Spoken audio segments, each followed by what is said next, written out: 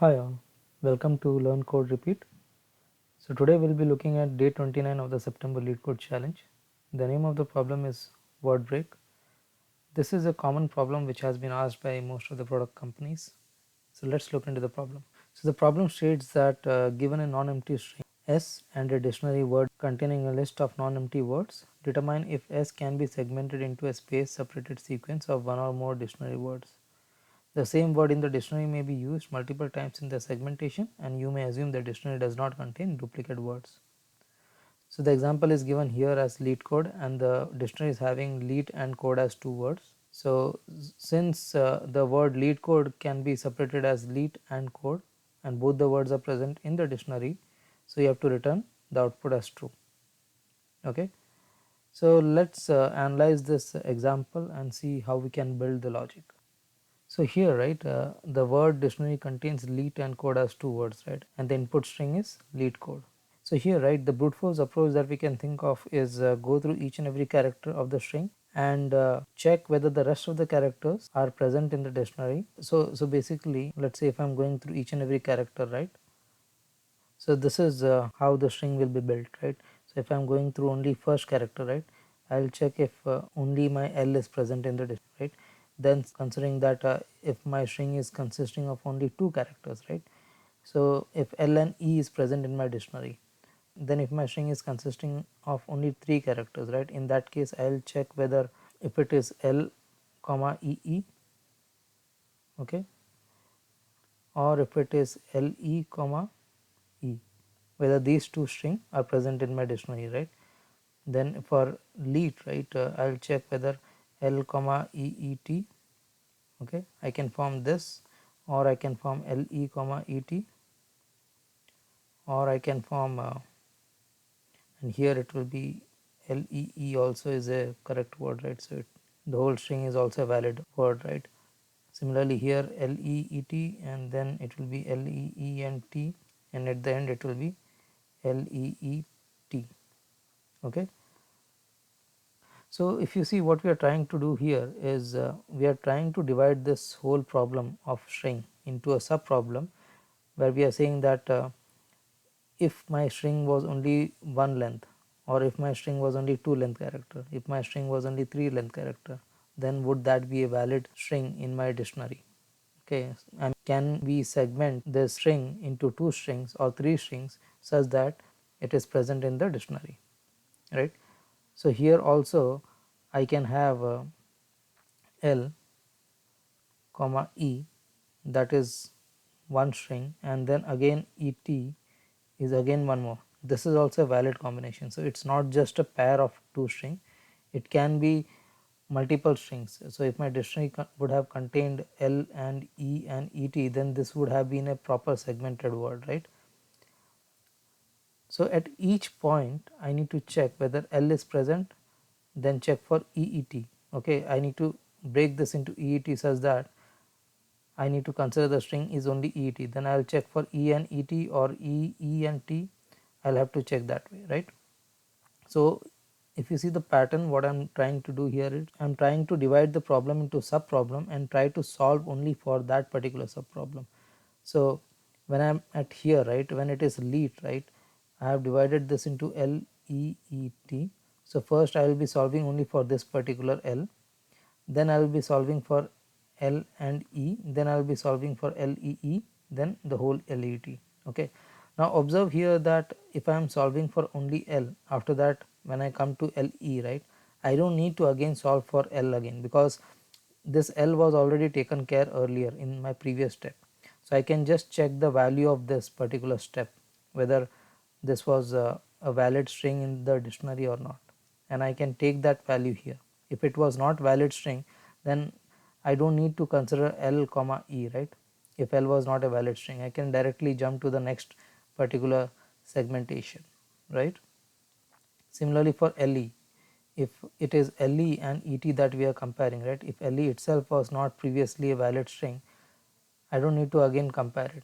So I can divide this problem into a sub problem and store the output of each sub problem in memory, which we can use later, right. Otherwise it will try to recalculate for each and every sub problem, and that will give us a time limit exceeded error, right. So let's see how we can recursively solve this. So this is the logic for recursive with memoization. So here what I am doing is I am calling a find function and I am passing the hash set of the word dictionary. The reason why I am using hash set is because searching a string in hash set is O of 1 operation rather than searching the string in list, because in our problem the word dictionary is provided as list. So I have converted it into hash set. Then I am using this memoization cache, which is a boolean array, and the start index is 0. I will come to this part later. Now here, right, initially since it is a boolean array, it will have all the elements as null. So I am initializing it with false, the value of that particular start index. So in the example that we took, right, lead, let us say this is a string. So I need to go through each and every character of the string, right. So that is what we are doing here in the for loop. I am going through each and every character. Now for each string I need to subdivide that into sub problems, right. So that is what we are doing here, that if I am at character this, right, so it will be this character plus the rest of the character, I need to again do a subdivision, right.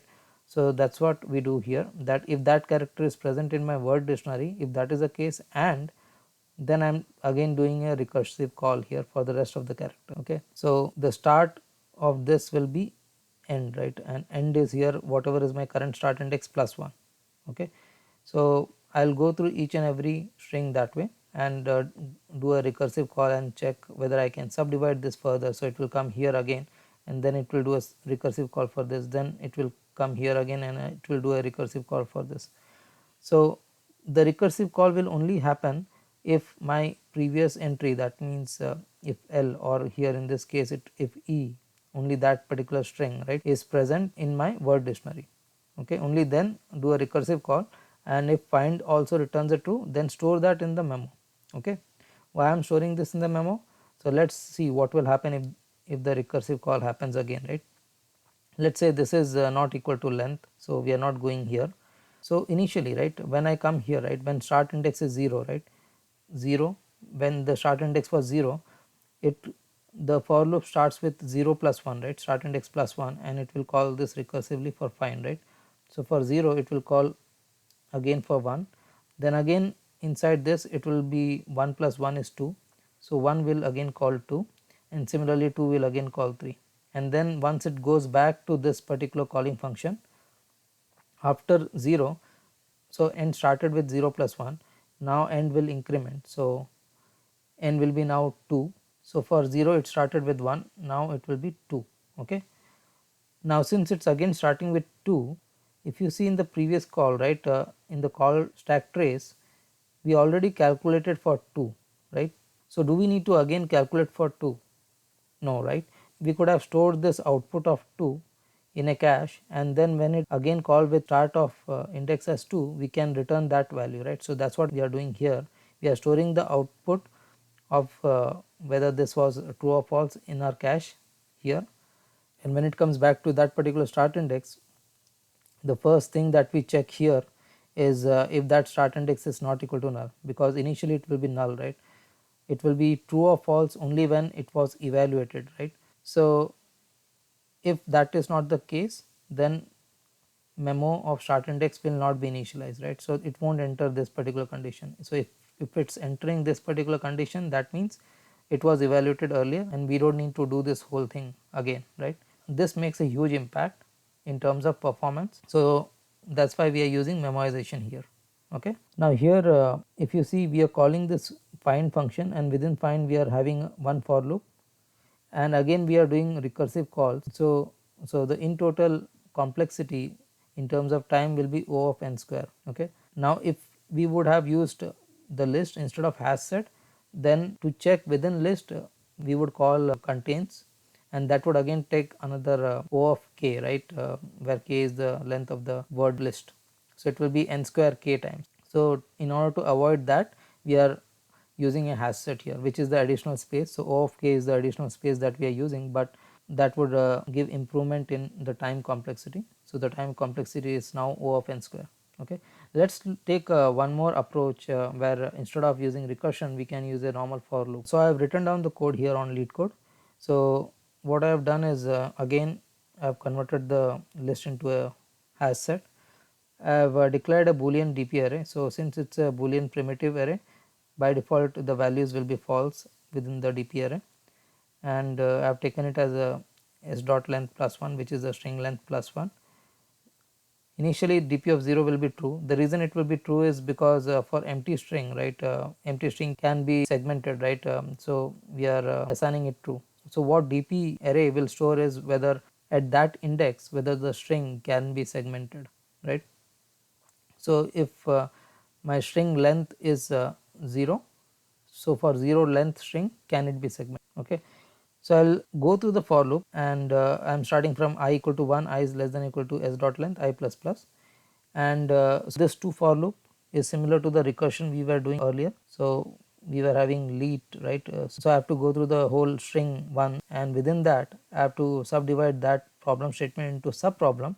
So I will go through first, so if this is my j will first evaluate till I, then when my I increments, right, so if my I is here, let us say, so j will first check with L, then LE, then LEE, right.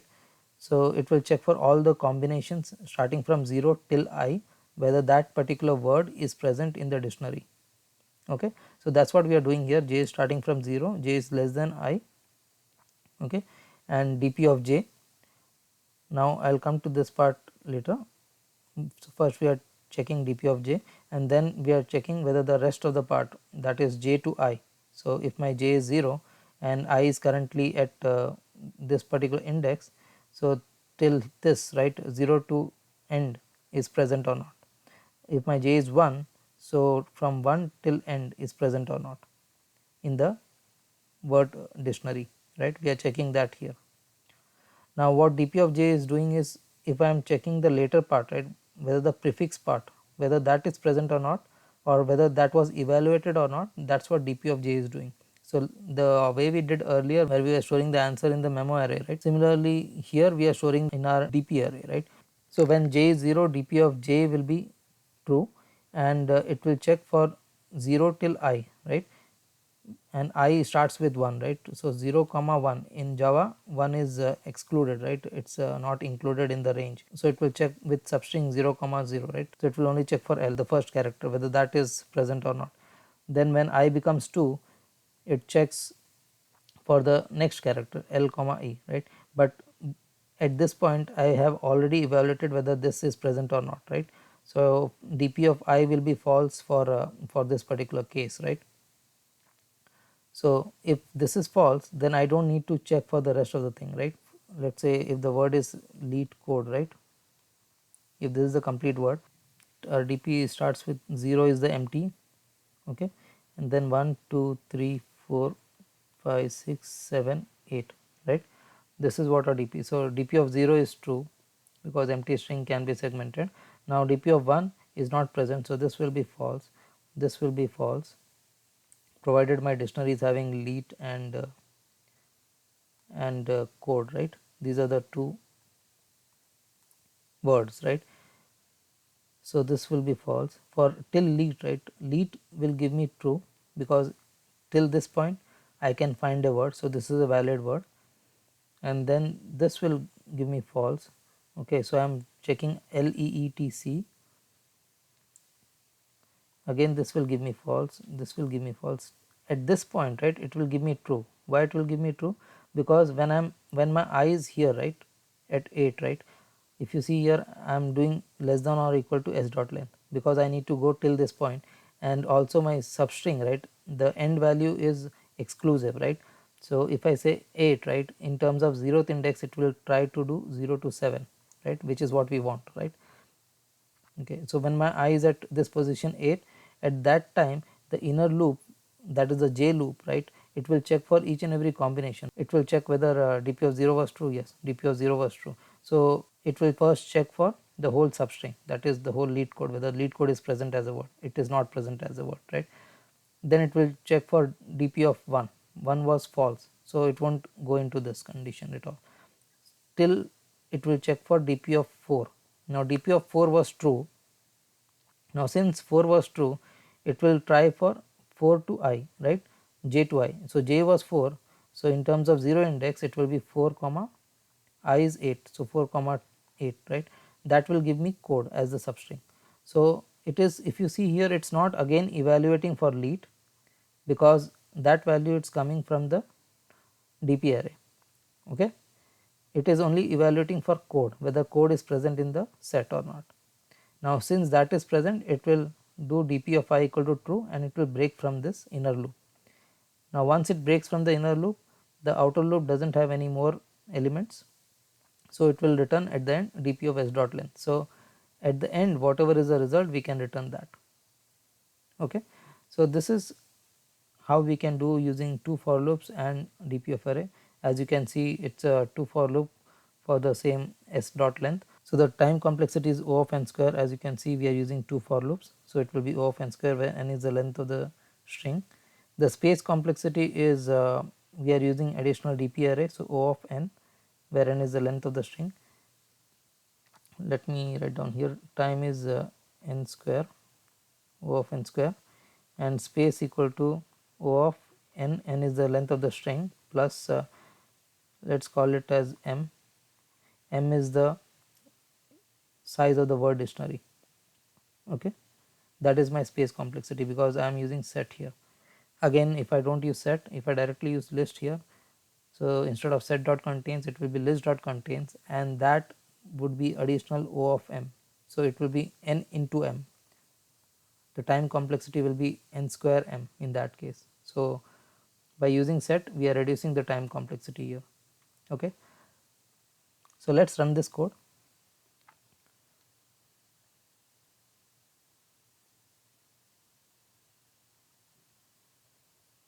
And the code is accepted. So that's it for this video. If you have any questions, please do write into the comment section, and do hit the like button. Thank you.